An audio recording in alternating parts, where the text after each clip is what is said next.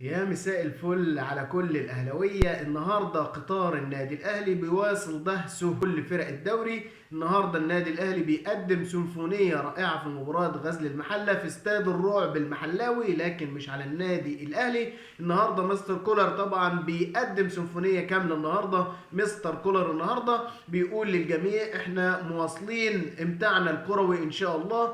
النهاردة النادي الأهلي بيقدم شوط أول أكثر من رائع، ولولا الرعونة ولولا الأنانية في إنهاء الفرص كان النادي الأهلي خلص المباراة من الشوط الأول بأربع أهداف نظيفة جدا جدا.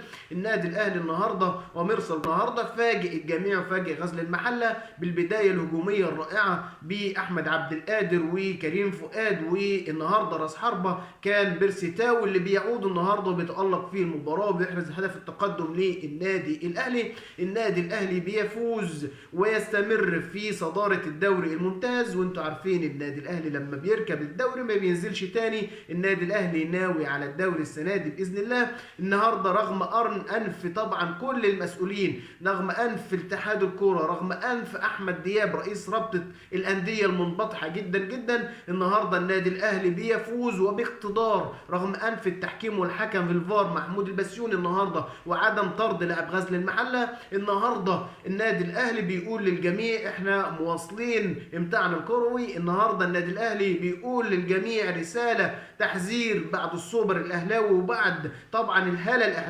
الاهلاويه الكبيره جدا جدا. النادي الاهلي متواصل، وان شاء الله الدوري السنه دي اهلاوي وكل البطولات اهلاويه. اهم صفقه للنادي الاهلي السنه دي هي كانت المدير الفني مستر كولر اللي عامل شغل ولا اروع في النادي الاهلي. كل اللعيبه على مستوى عالي، شغل بدني اكثر من رائع. النقطه اللي هي فيها سلبيه شويه يمكن نقطه تضييع الفرص الكتير.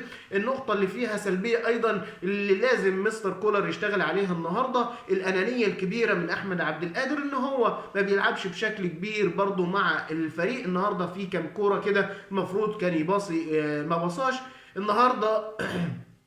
الشكل العام للنادي الاهلي يعني بسم الله ما شاء الله حاجه تفرح جدا جدا. النادي الاهلي يستمر رغم طبعا يعني صياح الفرارجيه، صياح المفرخه اللي هم عمالين يتكلموا عليها في قناه نادي الزمالك، وازمه الفراخ وازمه الزمالك اللي اهم من ازمه الفراخ. ان الناس طبعا يعني اهم حاجه عندهم ازمه الزمالك تنحل اهم من ازمه الفراخ والناس تاكل فراخ. فعشان كده الفرارجيه النهارده صياحهم طرب. النهارده النادي الاهلي بيواصل طبعا انتصاراته، قطار النادي الاهلي بيواصل دهس المحله. ولما تحب تتسلى النادي الاهلي يكسب المحله، مش اي حد يلعب المباراه دي في استاد غزل المحله. جمهور المحله خليكم عايشين على قدكم، خليكم عايشين على ارض الواقع، ما تطلعوش فوق واحلامكم تزيد، لان النادي الاهلي بطل يا جماعه. والنادي الاهلي بيغلب او بيكسب اي حد من الدلتا لاسوان لكفر الشيخ، كل مكان النادي الاهلي بيروح بيعلم فيه على الفريق. فعشان كده ما تطلعوش باحلامكم كبيره، لان النادي الاهلي خليكم على ارض الواقع. النهارده مستر كولر النهارده عمل مباراه زي ما قلت لحضراتكم عالميه النهارده